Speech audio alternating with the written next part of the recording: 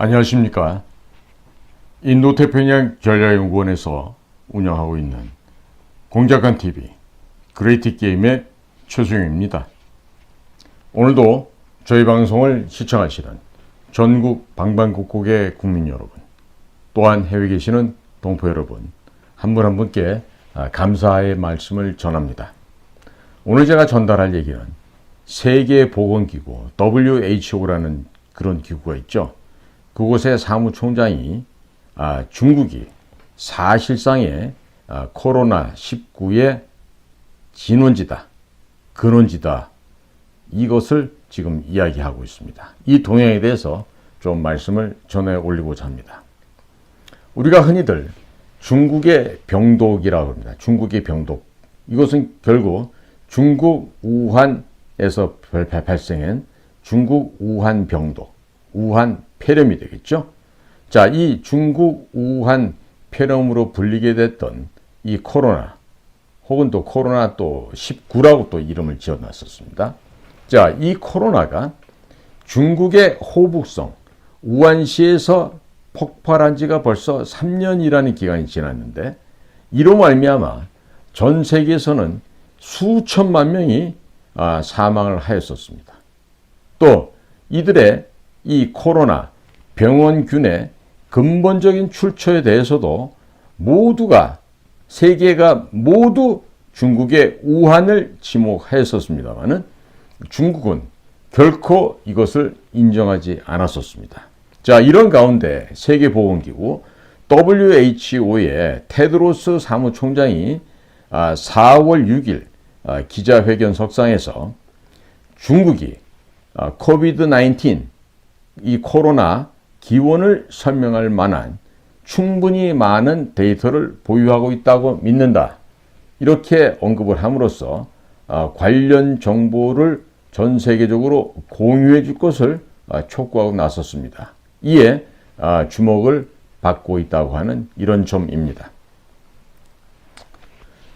WHO 세계보건기구가 중국이 장악하고 있는 관련 정보를 충분하게 이해하지도 못하고 있는 상황에서 모든 가설을 공개하자는 것이 바로 중국의 자료 협력을 요구하는 이유다라고 부언을 하였고, 만일에 중국이 완전한 정보를 제공한다면 우리는 코비드-19이 어떻게 발생하고 어떻게 유행하게 되었는지를 잘 알게 될 것이라는 주장을 펴고 있습니다. 미국에서 그 바이러스 전문가 중에 한 명인 임효욱이라는 분이 있습니다.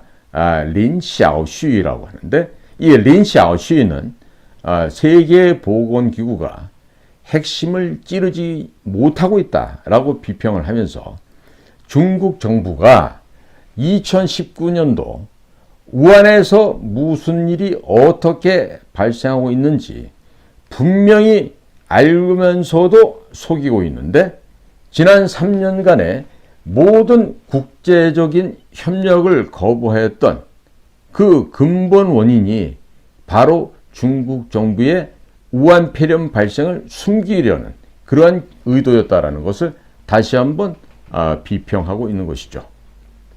2019년 12월 최초로 중국 호북성 우한시에서 병균이 발견된 바 있었습니다. 또 많은 사람들이 이 우한의 화남 생선시장에서 이 병독균이 기원하였다는 것에 다들 같이 의심을 하고 회의를 품어왔었습니다. 다국적 과학자들도 3월 보고서를 통하여서 중국의 과학자들이 2020년 1월 관련된 데이터들을 국제적인 자료실에 전달하면서 화남 시장 내에서 팔고 있는 고급 모피를 갖춘 단비, 너구리 종류가 해당이 됩니다. 이 단비가 쉽게 바이러스에 감염되고 또 쉽게 전파한다고 밝힌 바가 있었습니다. 또한 그 대만의 또 전문가 중에 한 사람인 하미향이라는 사람이 있습니다. 허메이샹. 이 허메이샹은 야생동물이 이런 바이러스에 감염되었다고 하는 것이 중간 숙주인 담비가 박쥐에게서 감염이 되고 다시 사람에게 감염되었을 것이라고 하면서 관련된 정보를 봉쇄한 이유가 바로 우리가 알면 안 되는 이유가 이곳에 있다. 이것이 지금 이 대만의 전문가 하미양 씨의 의견이 되겠습니다.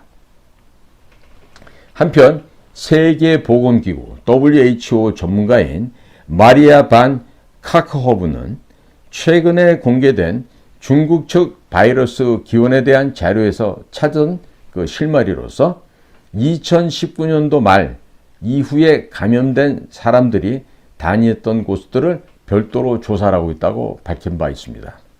또한 대만의 임효욱, 린샤오슈는 코비드-19, 이 코로나 바이러스가 많은 포유동물에 침입하기 때문에 다른 동물로 실험을 하면 일정한 DNA 서열을 찾아낼 수 있다. 이런 주장을 지금 펴고 있고요. 또 미국의 에너지부도 중국의 실험실에서 유출되었다는 견해를 지금 계속해서 주장하고 있으며 또 미국의 연방수사국 FBI의 국장인 크리스토퍼 레이 역시 비슷한 결론을 내린 바가 있었습니다. 또한 며칠 전에도 조 바이든 미국 대통령도 결코 미국은 조사를 포기한 바 없다라고 언급한 바가 있었습니다. 자, 이렇게 볼 때 사실상 3년여 기간 중에서 이 코비드-19으로 전 세계적인 대량의 사망자가 발생하였고 이로 인해서 경제가 침체, 쇠퇴를 한 바 있었습니다. 그럼 이러한 과정 속에서 특히나 중국에서는 공식적인 통계에도 포함되지 않는 많은 이 코로나 사망자가 발생하였는데 일반 백성들은 이 우리 봄, 우리 청명과 한식에는 조상님들은 이제 그 묘소도 방문하고 하죠. 자, 우리가 이 절기를 맞이해서 누가 정말로 이 진짜 이 재난에 이 코비드-19 코로나라고 하는 중국 우한 폐렴의 괴수인지 분명히 밝혀야 할 것으로 믿습니다. 자, 전 세계가 세계보건기구 왜 존재하지? 왜 필요하지? 이런 존재 필요성에 대해서 회의를 품고 있었고 또 이 세계보건기구 WHO에 미국 측이 가장 지원금을 많이 내고 있습니다. 자, 그런데 이제 와서 3년이 지난 지금 와서 WHO의 사무총장은 원래가 대단히 친중화된 사람인데 과연 이자의 이러한 언행을 과연 얼만큼이나 믿어야 할까요? 지금 우리는 전 세계적으로 이렇게나 많은 사람을 죽도록끔 그 원인을 제공했던 중국의 우한 폐렴에 대해서 정확한 원인을 찾아내고 중국에게 책임을 지어야 될 텐데 지금 그러지 못하고 있죠. 여러분들 그 코로나 잘못 걸리면요.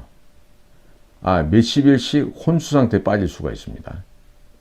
매우 드문 경우라 하지만 직접 그러한 50일이 넘는 근 2달 가까운 시간을 혼수 상태에 빠졌던 사례도 우리가 주변에서 볼 수가 있었습니다.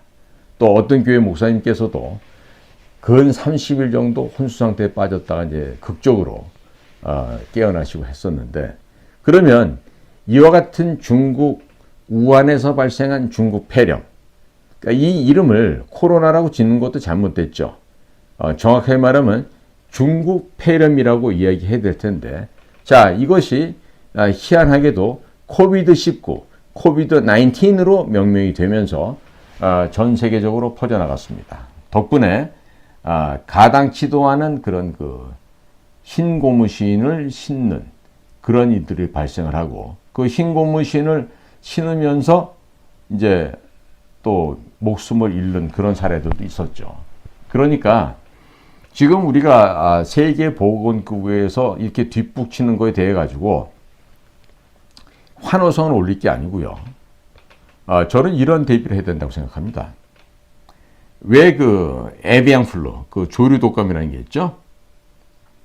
그 조류 독감의 그 병원균이 한동안은 또 퍼지다가 이상하게도 지금 이 코로나가 창궐하는 시기에는 그다지 조류 독감이 창궐하지 않았던 걸로 알고 있어요. 특히나 닭이나 오리를 많이 키우는 그런 농가에서 많은 피해를 보곤 했었는데요. 우리가 회의적으로 국가 안보적인 차원에서는요, 혹시 이러한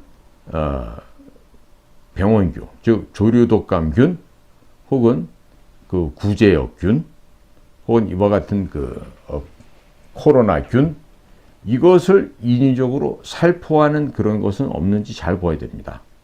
동시에 우리가 지금 그 학원가에서 벌어졌던 그 지금 퐁당, 그 아이들한테 그 마약을 먹인 음료수 갖고 또 그것을 또 갖고 협박하는 이런 일이 생겨서 잡혔죠.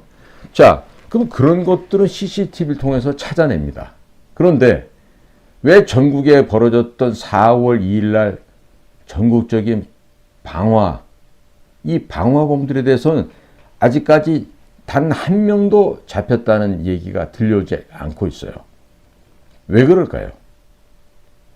무엇 때문에 대한민국의 경찰과 방범 시스템은 이 대한민국 국가 전역에서 발생한 이 방화범들에 대한 수사를 아직도 제대로 하지 못하고 있는 것일까요? 누구에게 물어봐야 해답이 나올 수 있을까요? 참 국민 모두가 답답한 가운데 이러고 있는데 국민의 혈세로 밥 먹고 있는 경찰, 군, 정보기관은 오늘도 손을 놓고 있는가 봅니다. 오늘도 저희 인도태평양 전략연구원에서 진행 중인 공작관TV 그레이트 게임을 경청해 주셔서 감사를 드립니다. 고맙습니다.